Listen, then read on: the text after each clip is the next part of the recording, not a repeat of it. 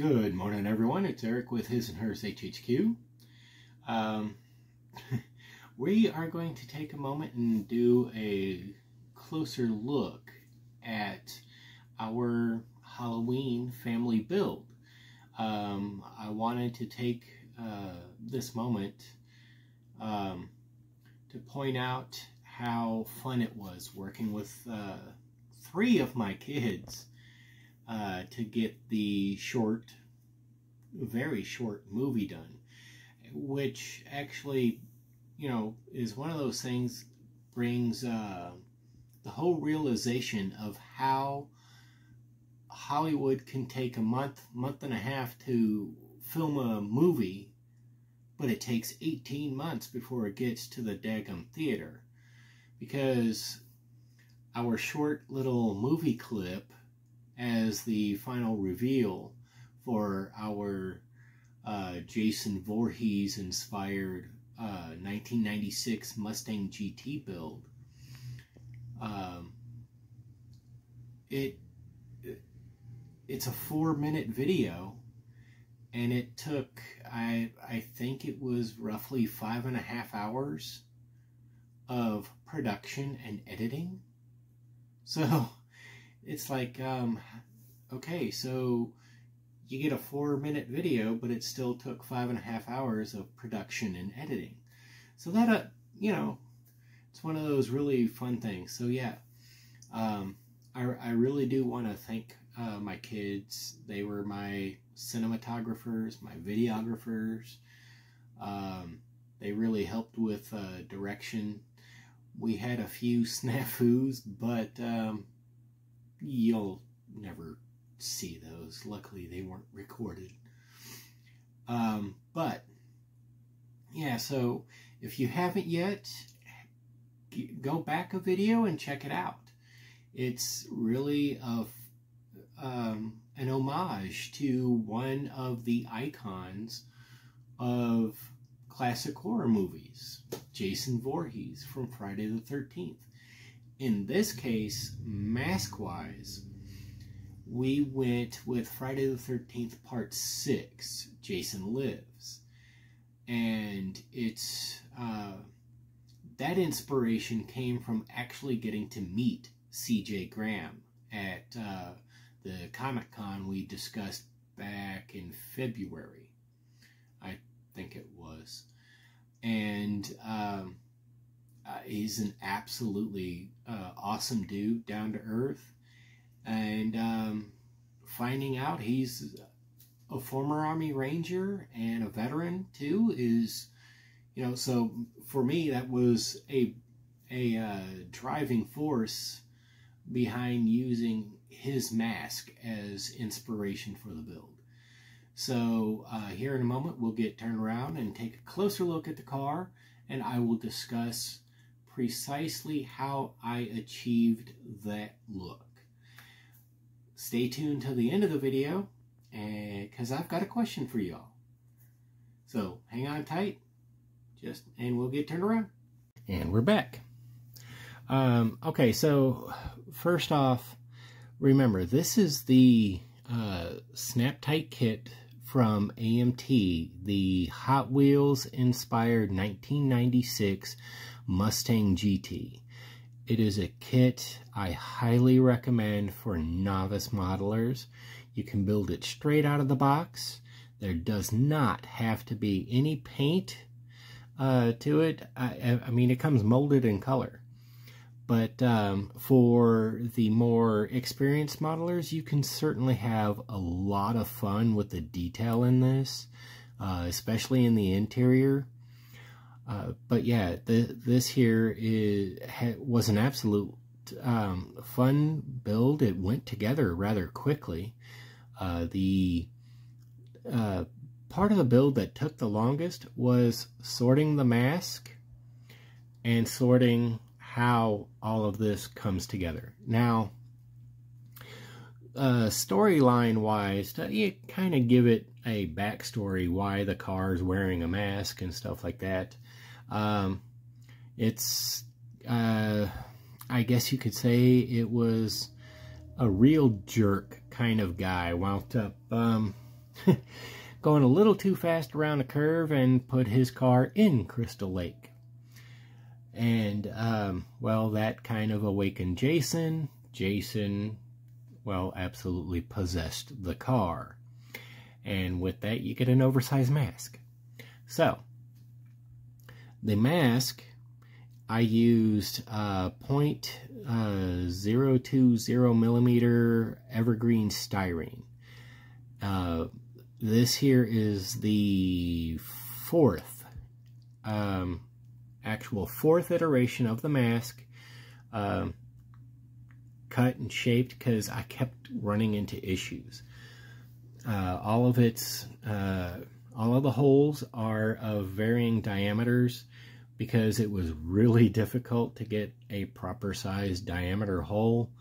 But these here, all the vent holes are screen accurate as much as possible.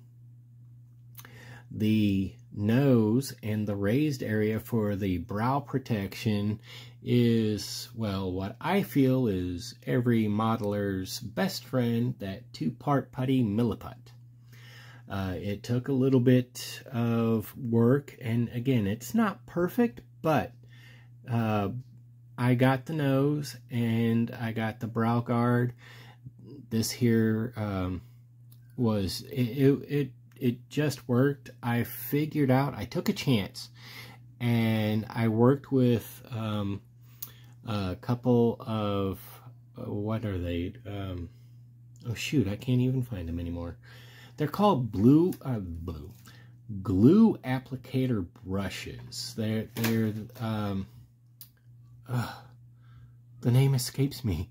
I'm having a case of the dumbs. Pardon me. Anyway, it's just a second. I use mostly this one. If you can see it, get it focused in there. I use mostly this one, and before the milliput was dried, I would dip my finger in water and start to smooth it out, and then I used the brush, the applicator, to really smooth things out. That's how I achieved the look with the leather straps, and well, a lot of the detail in the roots when we get around to it. But it was just one of those things, I took a chance, like, how can I keep the milliput from drying faster than I want it to and still make this look good without a boatload of sanding? And I took a chance with water, and it worked. As we come around here, you can see the leather straps. I managed to pull a little bit of that worn leather look using the applicator brushes. It was just, you know, one of those things that kind of worked out. There's a lot of dry brushing there. The little raised bits there are actually, I have them right here. I think I did. I don't have them anymore. I picked them up in the craft section of Walmart. They're like little jewels. They got a sticky back on them, but I used super glue to make sure they went down.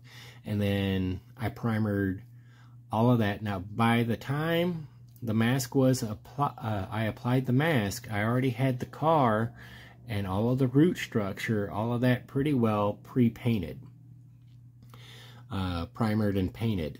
And then I added the mask, then added the straps, and masked off the rest of the car as best I could and primered and painted it.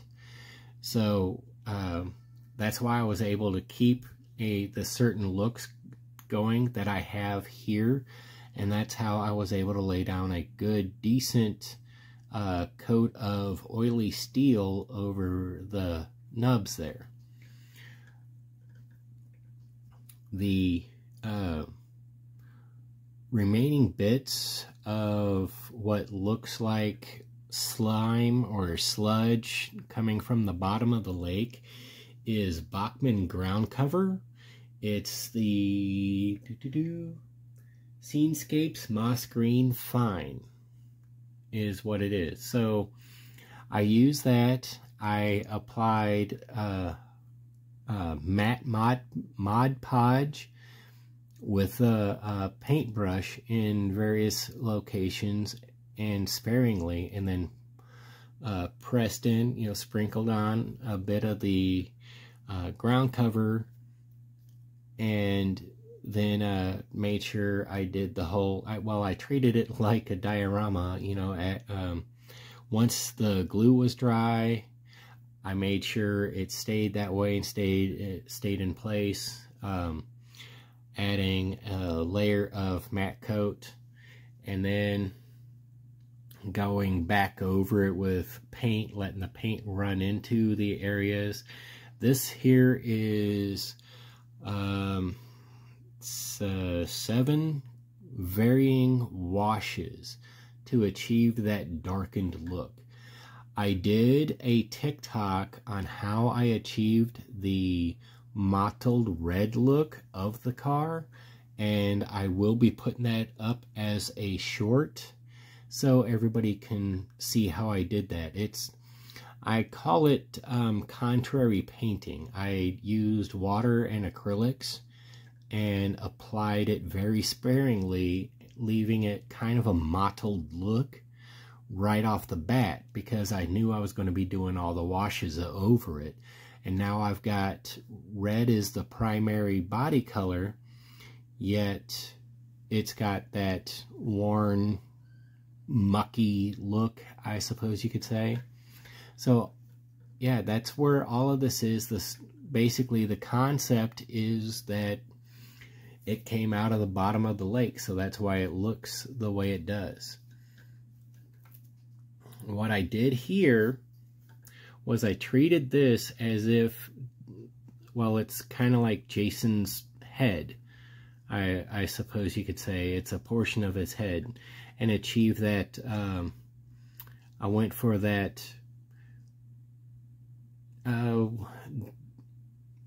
been submerged flesh look, and from there I have the root structure growing out from it as it's taking over or possessing the car.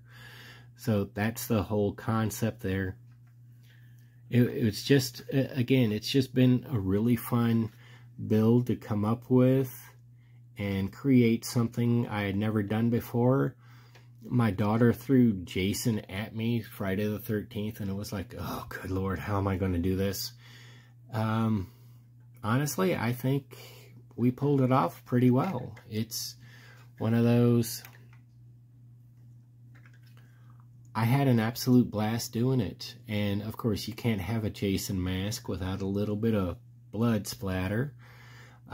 So yeah, it's one of those things that was really, really fun. And I'm really thankful for my children really participating in this. A lot of the sequences and whatnot that you see in our short little 4-minute movie clip was actually thought up by my children, and it really came together, and this has been one of those absolute blast Halloween builds. So I'm glad you all took a moment and stuck around, and it's took a couple of weeks, I think, and we are done with this. Actually, the car's been done for a few days now. I had to do something else.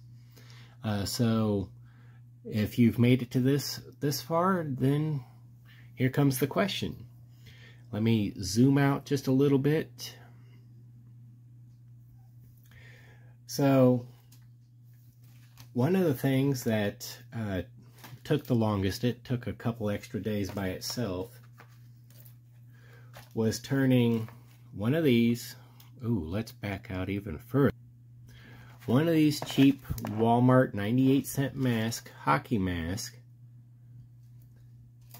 since we were planning on doing the skit, I picked up that 98-cent mask and turned it into this.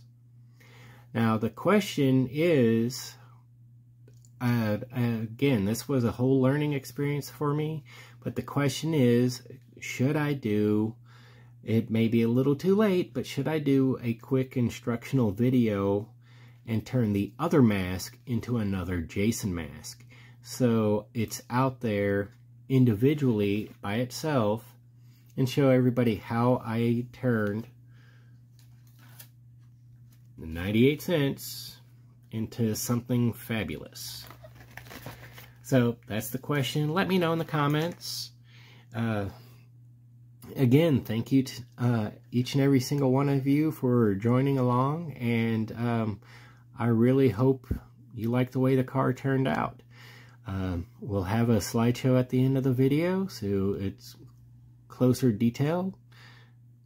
I'm Eric with His&Hers HHQ. If you haven't yet, head on over to Facebook and follow us at His&Hers Hobby Headquarters. Take a moment, like, subscribe, share the content, share the love of scale model building. It truly is a medium limited only by your imagination. You build for you. And as always, take a moment, comment below. I really do appreciate reading everyone's comments, and when I can, I at least like them. And if possible, when I get the opportunity, I do try to be as interactive as possible and reply when I can. But otherwise, I really do appreciate everybody. This here is a phenomenal community, and I'm absolutely honored to be a part of it. I want to thank you all, my old subscribers and new. You all are a fantastic bunch, and I thank you. I'm Eric. Have a good day.